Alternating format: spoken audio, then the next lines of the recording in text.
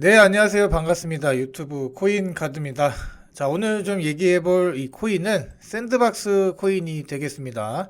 최근에 이 오픈시에서 NFT 거래량이 늘어나는 만큼 이 NFT 코인들의 움직임이 어떨까? 이런 것들에 대해서 여러분들께 좀 말씀드려 보도록 하겠습니다.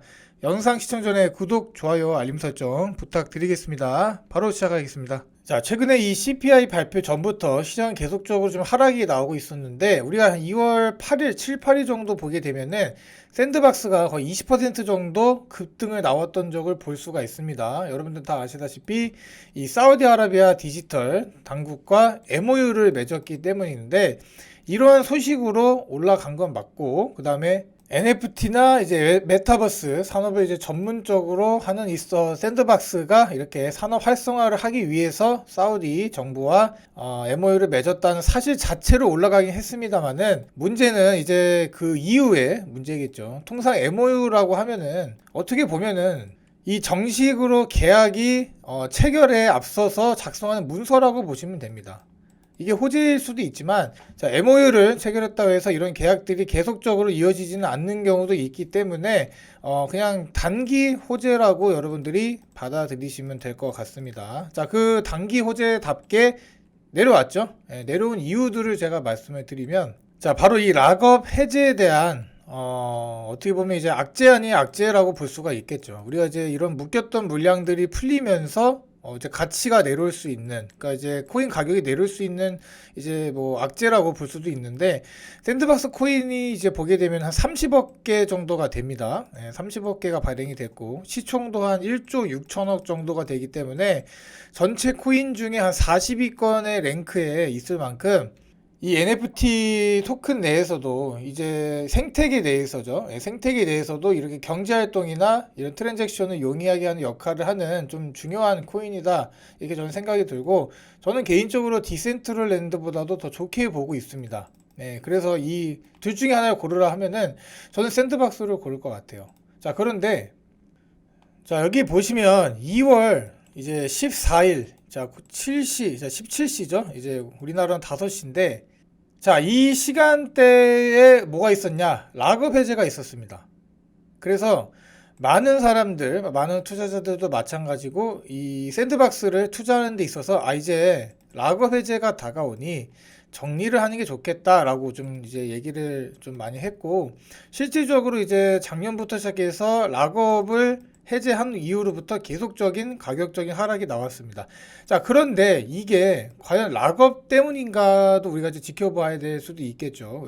왜냐면 우리가 이제 전체 비트코인 시장, 전체 크립토 시장이 내려왔습니다. 작년 말부터 시작해갖고 이제 올해 초에 오르는 거 빼고 작년을 얘기하면 상당히 좀 하락이 많이 나왔는데, 자, 그래서 어제부죠. 어제부로 이제 락업이 해제가 됨과 동시에 큰 하락을 기대했던 이런 이제 숏 세력들은 지금 현재 머리가 많이 아프지 않을까 생각이 듭니다. 그래서 락업이 무조건적으로 가격을 떨어뜨린다 이렇게 얘기할 수도 있지만, 지금과 같은 상황에서는 이미 이런 이슈들이 다 선반영이 되지 않았나 좀 생각이 듭니다. 자, 시장은 호락호락하지 않고요. 뭔가 이슈가 있다 해서 그대로 흘러가는 게 절대 아닙니다. 그래서 무조건적으로 이제 정리를 하신 분들도 이제 뭐 도움이 되겠지만, 뭐 손절을 크게 하신 분들, 이 락업 해제 관련해서 이 하나 소식만 믿고 크게 손절하신 분들은 지금쯤 머리가 많이 아프지 않을까 이렇게 생각이 들고요. 이렇게 이제 유통 계획도 업비트 자료입니다. 업비트 유통 계획대로 이제 좀 진행이 되고 있고, 우리 락업과는 좀 별개죠. 그래서 이 락업 문제에서 좀 제가 얘기를 해보면,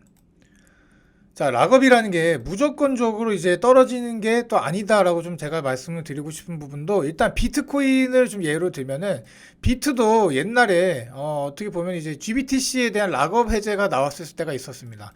자, 그런데 이 사람들이 비트코인이 무조건 내려갈 것이다 이렇게 해서 물량을 좀 정리했던 제가 기억이 나는데, 제가 언젠지는 제가 정확히 기억이 안 나거든요. 근데 이렇게 나오고 나서 시장이 한번 쭉 올렸던 전 기억이 있습니다. 그래서 오히려 호재로 발동했던 이제 기억도 있고요. 여러 코인들도 마찬가지입니다. 이게 락업 이퀄 락업 이제 풀리는 게 이퀄 이제 하락을 보시면 안 됩니다.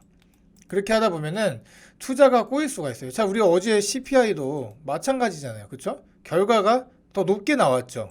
예상치보다. 자, 그런데 시장이 죽었어야 되는데 오히려 살아서 지금 날아다니고 있죠. 그런 것들을 보면은 시장은 절대 여러분들한테 기회를 주지 않는다. 이렇게 좀 제가 좀 말씀을 좀 드리고 싶고. 자, 그리고 얘네들이 이제 예를 들어서 샌드박스 락업 물량을 들고 있는 뭔가 주체가 있다고 좀 봅시다. 그럼 얘네들이 이 락업 물량이 풀리면서 이걸 그냥 던져버리는 게 좋을까요? 아니면 좀 가격을 좀 높여서 파는 게 이득일까요? 당연히 가격을 높여서 파는 게 이득이 되겠죠. 그런데 일부러 가격을 이제 펌핑 시킬 수도 있는 이런 상황이 나올 수도 있는 겁니다. 그래서 그 락업의 물량이 그 주체가 누구인지를 알아내는 거는 거의 뭐 불가능하지만 그 누구냐에 따라서 상황이 달라질 수도 있을 것 같아요. 지금은 이제 시장이 좀 어렵다 보니까 이런 물량이 풀려도 누군가가 사줘야 되거든요. 개인이 됐건 기관이 됐건 뭐 누구가 사줘야 되는데 고래가 됐건 사줘야 되는데 그런 상황들이 아니라는 것도 잘 압니다. 자, 그런데도 모든 상황을 그냥 부정적으로 락업은 그냥 이퀄 하락이다 이렇게 보시면 안 된다는 겁니다. 그러면 어제 같은 상황이 일어나는 거예요. 숏 물량을 딱 걸어서 이제 나는 부자가 될 거야 하고 이제 했는데 뭐 전혀 움직임이 없죠. 전혀 움직임이 없습니다. 락업이 이제 일어나고 있다는 그런 사건도 몰랐을 만큼 움직임이 없는데 일단 우리가 이제 며칠 전에 이 MOU에 대한 상승으로 이제 이 상승분을 이제 반납을 했죠. 이런 것만 보더라도 이 MOU를 봐서 계속적으로 올라갔을 시에는 우리가 조심하면 되지만 이렇게 내려와 있기 때문에 그리고 샌드박스가 현재 900원대에 위치하고 있습니다. 900원대. 어디 뭐 5,000원, 6,000원, 뭐 8,000원, 9,000원이 아니라고요. 900원대에 위치를 해 있다고요. 자, 그리고 총 공급량의 12%나 풀리는 것도 맞습니다. 정말 많이 풀리긴 하는데 많이 풀린다 해도 지금 가격이 변동이 없어요. 자, 그러면 여러분들 이거를 좀 더 기회의 움직임으로 보는 게 어떨까 이렇게 제가 좀 말씀을 드릴 수가 있을 것 같습니다. 자, 1월부터 시작해서 좀 상승이 많이 나왔어요. 상승이 많이 나왔기 때문에 사람들의 이러한 유동성에 대한 움직임도 보게 되면은 나쁘지 않습니다. 자, 그런데 아직까지 이 거시적 이슈나 해결되지 않은 뭐 금리나 이런 것들도 뭐 아직 많이 남아 있긴 합니다. 코인 시장이 있는 지금 최근에는 또 SEC가 또 시비를 걸고 있고 이 코인 시장에. 자, 그것도 다 맞는 말이지만 여러분들 이러한 악재들이 있을 때 조금씩 물량을 모아 가시면 좋을 것 같아요. 제가 이거 한 번에 사서 그냥 그 큰 수익 본다 말씀드리는 게 아니잖아요. 지금 저점인 구간이다 보니까 한번 샌드박스를 이 락업의 그냥 이 두 글자에 모든 거를 그냥 부정적으로 보지 마시고 좀 더 기회의 창으로 보면 어떨까? 자, 이렇게 좀 말씀을 드리도록 하겠습니다. 자, 영상은 여기서 마치고요. 저는 다음에 좀 더 좋은 정보로 여러분들께 찾아뵙겠습니다. 감사합니다.